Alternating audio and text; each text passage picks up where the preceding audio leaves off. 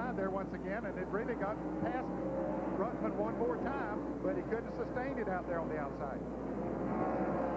3/8 mile track. Call a compound turn. 3 different angles in that corner. And what a show they put on. Mike Bliss under challenge. Love to watch Mike Bliss in action. Former Silver Crown champion, the United States Auto Club. 14 different series have sent champions into this kind of competition. Super truck racing by Craftsman here today on CBS for 200 laps from Colorado. Hornaday's your leader.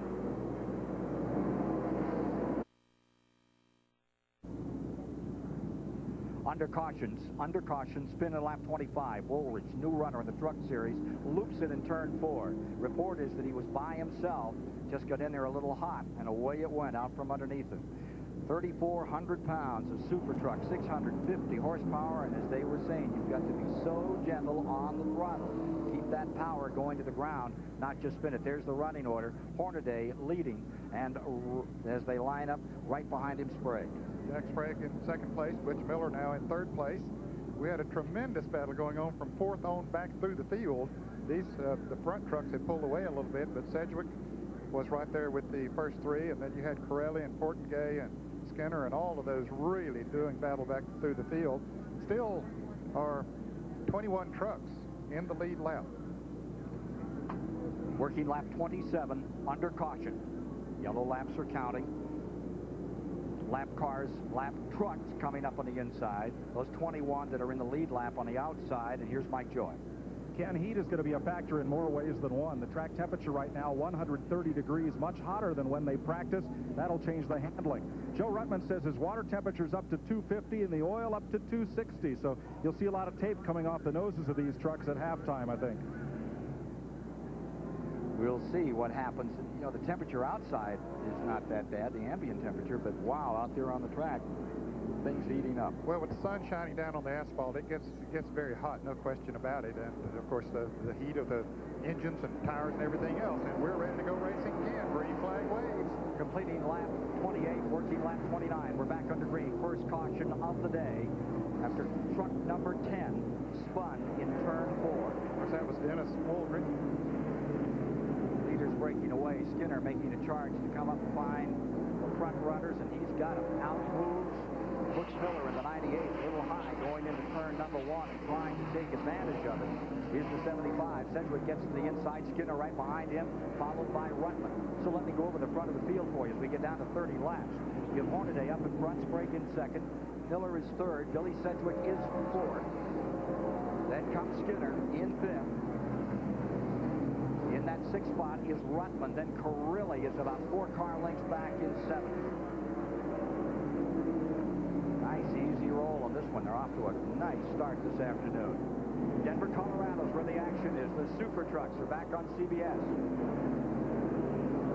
I think Mike Skinner, we'll see him come into the picture right there. He's sitting right where he wants to be. No one too close to him. He's not too close on the other. I think he's sitting there riding, saving his tires. He has gained 4 positions since he started. He is now 7th. He started 11th. Of course, Mike Skinner has picked up 3 positions. He started 8th and now is 5th. But Corelli, look for him to be tough in the latter half of this first half of the race. Portengay continues to move up. He is in good shape in 8th place. P.J. Jones back to 9th. Mike Bliss in 10th.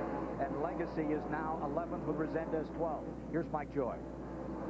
Well, it's Dick Bergman actually can. And Skinner is not necessarily holding back at this point. He's had a terrible time with his truck here in Colorado. They just have not been able to dial this thing in. It has been loose since he's come. They've tried everything they could to hold it. Just before the race, he said, "We're terrible." Well, terrible's right now running in 5th spot. For Skinner, I guess that baby's terrible. Yeah, it's not happening as good as we've seen it. Here's Butch Miller taking over 2nd place, and Bill Sedgwick trying to take over 3rd, and does, from Jack Sprague. Sprague falling back to 4th. Number 30 is showing a bit of smoke out there right now. That's Dennis Setzer in that Dodge. Sedgwick falling back. Setzer is being shown in the 13th position. He started 14th, so he's sort of holding his own. Toby Butler right there with him. Front of the field. Boy, Mike Bliss is really having a tough time with his truck, Ken. He started in the 3rd position, and now he has dropped all the way back to about the 11th position now. He's just having a terrible time. And look at Mike Skinner closing in again. What a racer he is. Short track, long track, he seems to have them handled.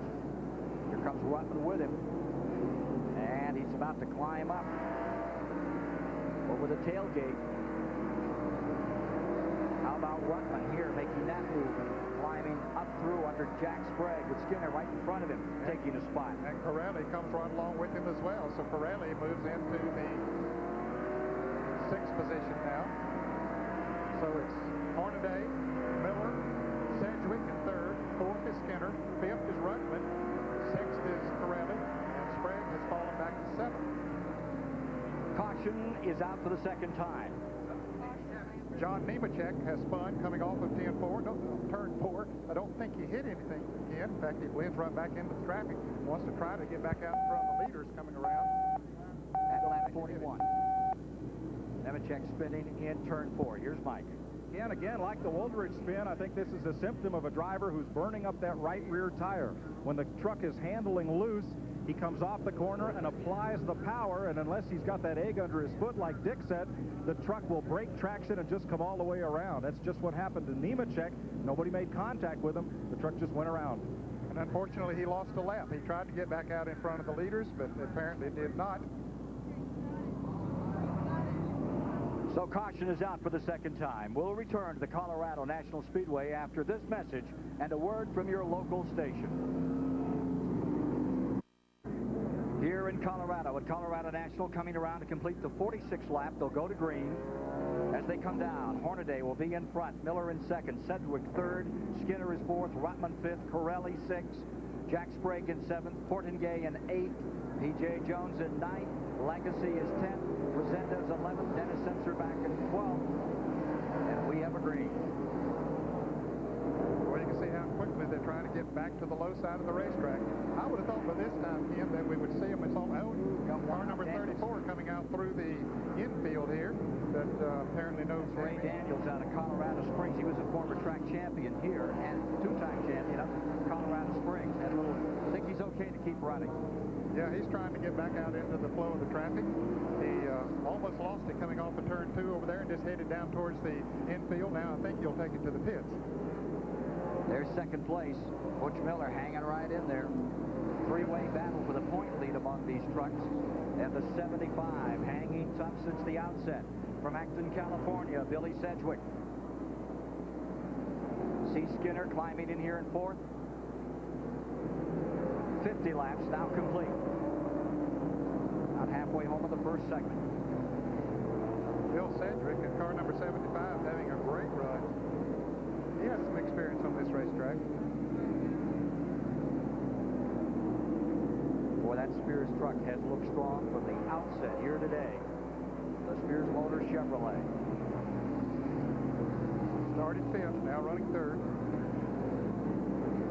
Just before the caution came out, Butch Miller had really closed in on Hornaday, and he's doing it again. Look how much he gains in the turns, pulling away a little bit from Sedgwick.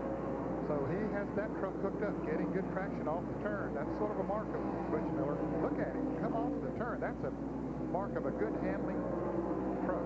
Native of Coopersville, Michigan, Butch Miller. He's won here at Colorado National.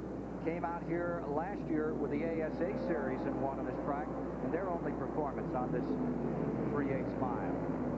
Butch Miller in number 98, closing in again in that Ray Bestos truck on number 16, Hornaday. Here's Dick Berggren. As I canvassed the pit area this morning and talked to the drivers, I asked, what are you going to do about these tires that seem to go away and make the truck so difficult to run? And all of them except one said, there's about nothing we can do. The one who had something to do, Butch Miller. He said, we're going to go with a setup that is going to work in the second end of the race, and that's going to take good care of those tires. We will not be fast at the beginning, but watch us at the end. He's done his work well. Well, if he's not going to be fast in the beginning, holy smokes, look out for the second half, folks. There he is challenging Hornaday in the red, white numeral number 16 for the lead. I predict in the next 10 laps he'll pass him, Ken, because he is getting such good traction off the turns. And that's where you make it up on a track like this. 55 complete. 19 in the lead lap. 19 trucks remaining in the lead lap. Bliss on the tail end of the lead lap. Just in front of him, Butler and Kinder. Breback is 16th. Swindell showing 15th now. It was Kerry Teague that just passed going up. And he would go down a couple more laps. Yeah. He was down several at the very outset. Had some problems. That would put him 5 down. Kerry Teague. Next Sunday, Die Hard 500. Ooh, look at this move. Here's Hornaday getting under Bliss. Yeah, Bliss started in 3rd place. And just motors right on by it. Bliss's truck has lost the handle. It lost it pretty early, really, after about 10 laps. He started falling back. Jimmy Dick with a brand new truck. That 79, that blue and gold machine from El Paso, Texas, getting caught the second time. And Toby Butler about to go a lap down as Ron Hornaday goes on the inside of him in turn 1 and 2. Butch Miller follows right through. Ooh. And there's the 3rd place truck. Sedgwick making some time. Flying on this short track in Colorado. Sold out days in advance to see these super trucks in action. John Kinder has gone a lap down. Well, they're moving in. 3 abreast going into that turn. Right behind the leader. See Swindell in the 38 trying to move that 23 out of the way. Gave him a pretty good pop. Swindell in the blue number 38. Running in 16th position has just gone a lap down. Trying to get out. He's in the pocket. Swindell has won 5 races since we saw him last. He won 2 out here on dirt in Denver. Then he went back to Fargo, North Dakota and won 2. Then he went to Davenport, Iowa and won. He's lost 1. I don't know. He didn't win. He won in Independence, Missouri. Lost in Davenport. Been a little busy recently. Yes.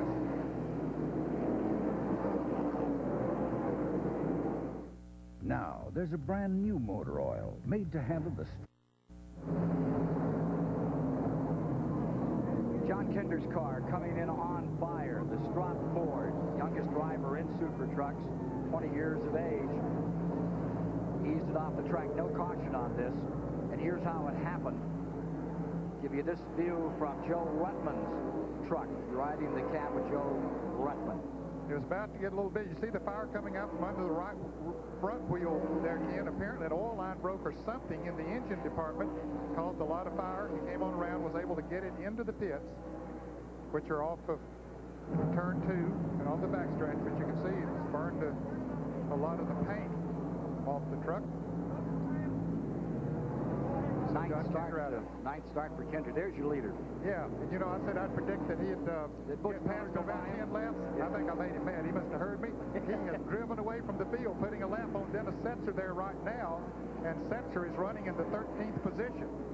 3 abreast, he makes it there for a moment. Boy, that truck is hooked up. I thought Butch Miller was hooked up when we talked about it before, but Ron Hornaday apparently was just playing with him. Look at him. He goes high, he goes low. It doesn't matter.